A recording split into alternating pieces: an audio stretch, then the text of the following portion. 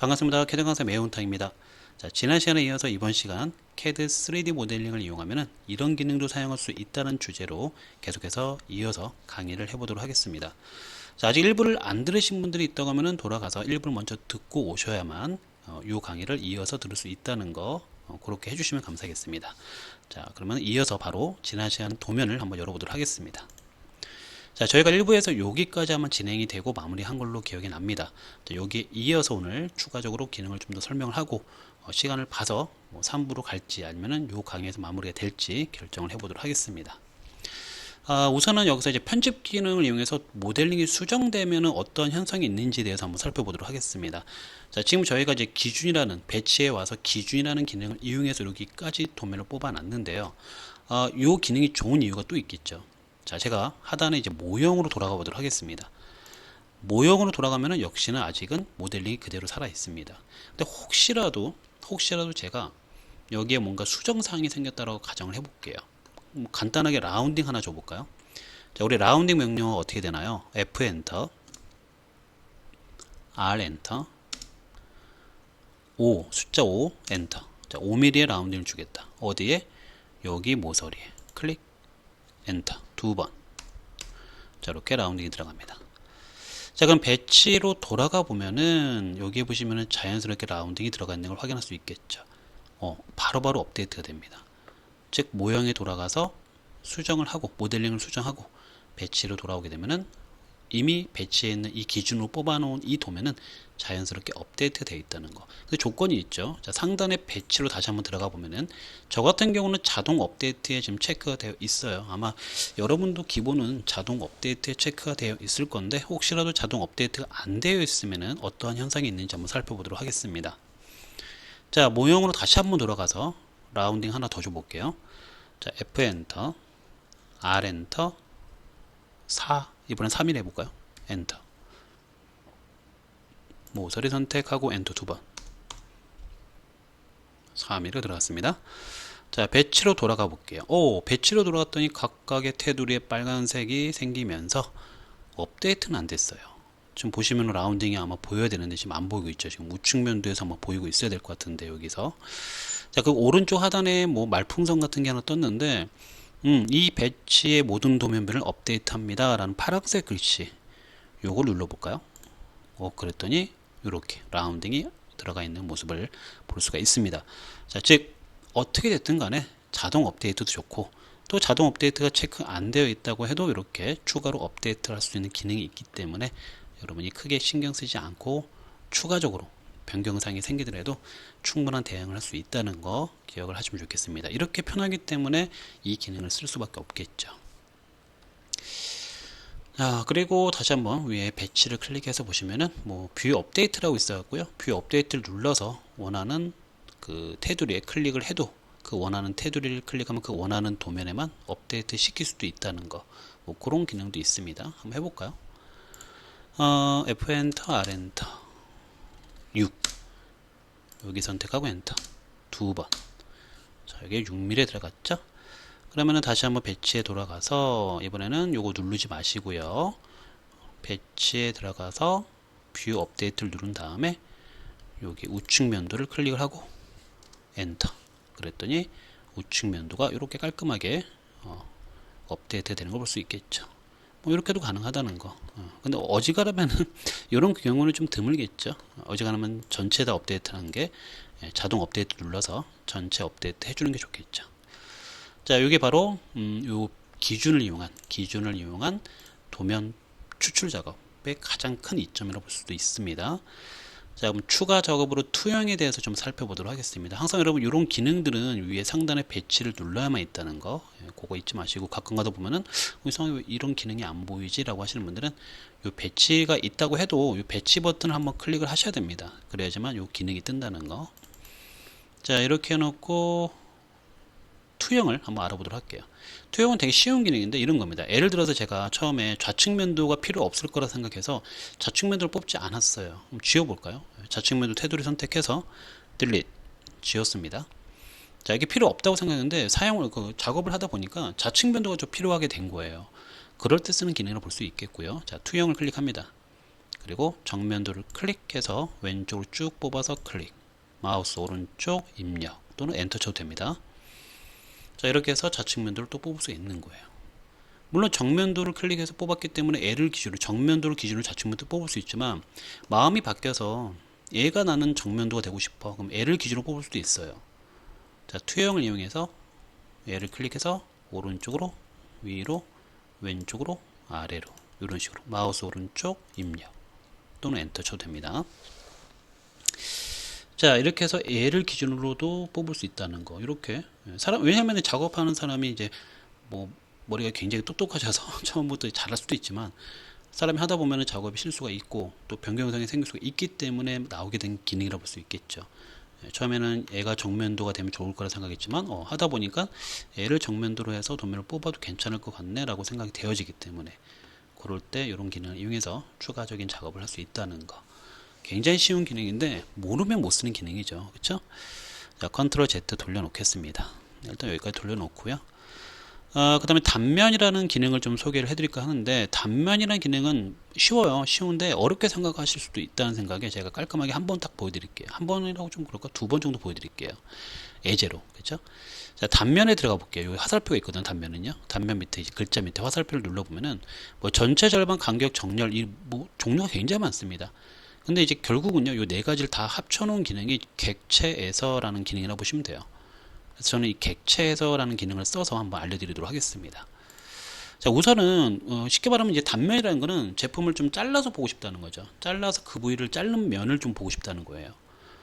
자, 그래서 제가 여기다가 자를 지점에다가 선을 한번 그려 볼게요.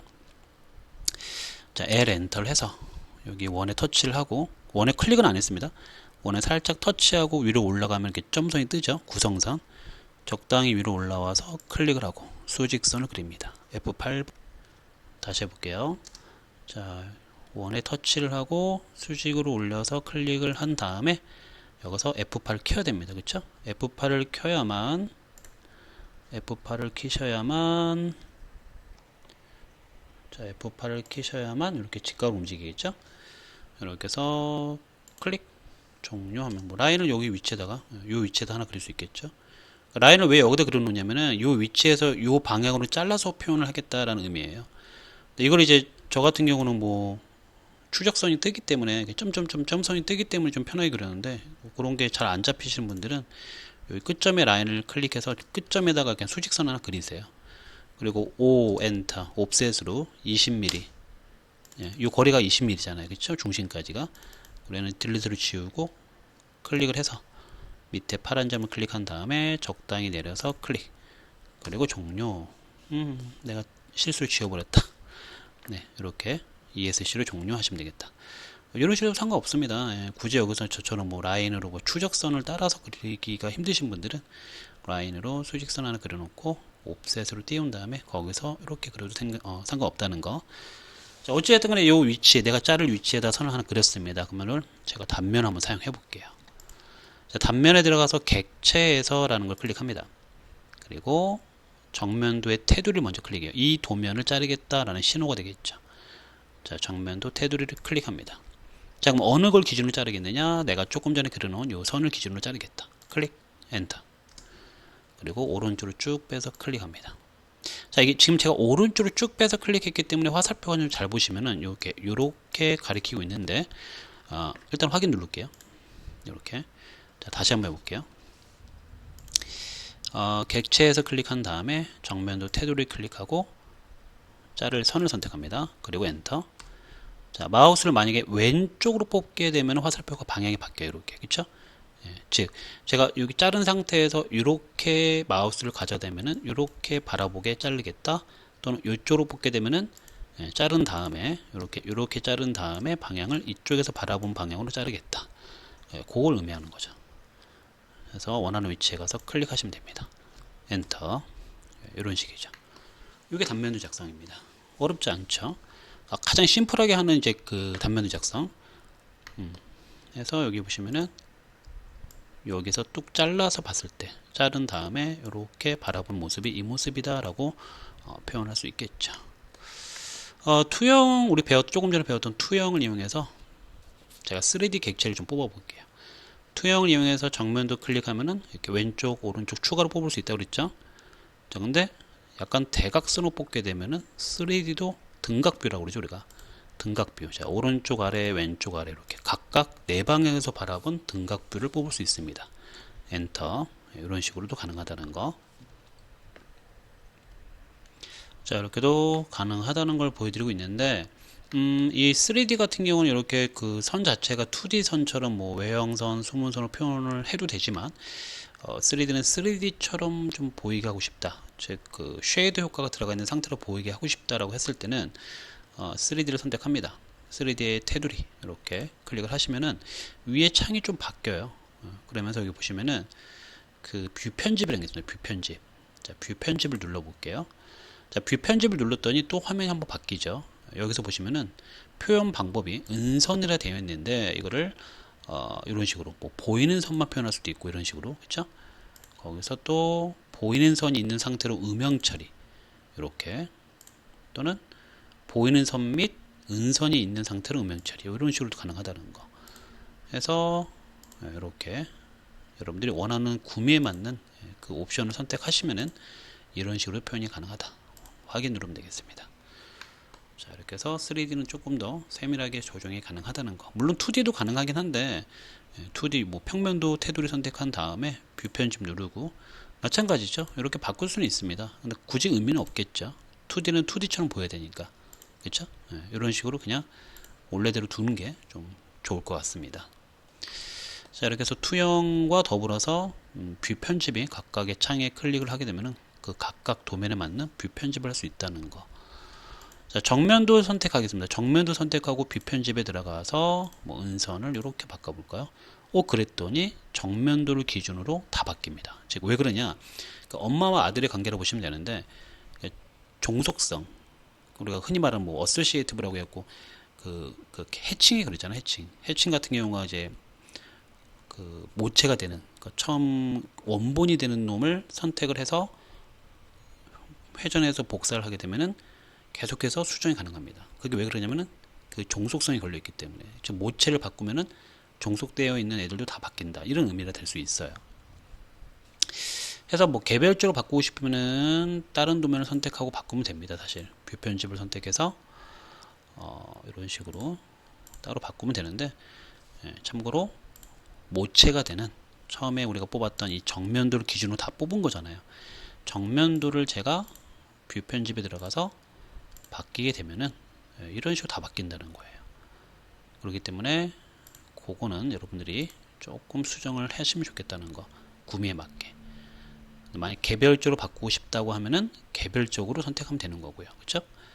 근데 지금 이미 이제 평면도하고 지금 보시면은 이 오른쪽 위에 있는 이 등각뷰는 제가 개별적으로 바꿔놨기 때문에 어미를, 엄마를 따라가지 않는 걸 볼 수가 있어요. 지금 보시면은.